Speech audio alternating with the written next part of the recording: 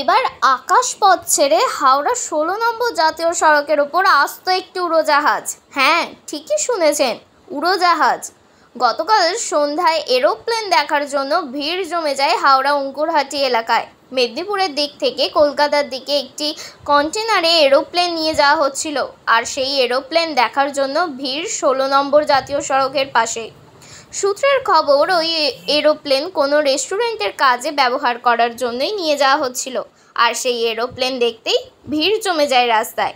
Mobile camera বের করে video বন্দি করতে থাকে মানুষজন, আর সেই জন্যেই হিড়িক লেগে যায় ১৬ নম্বর জাতীয় সড়কের পাশে অঙ্কুরহাটি চেকপোস্ট এলাকায়।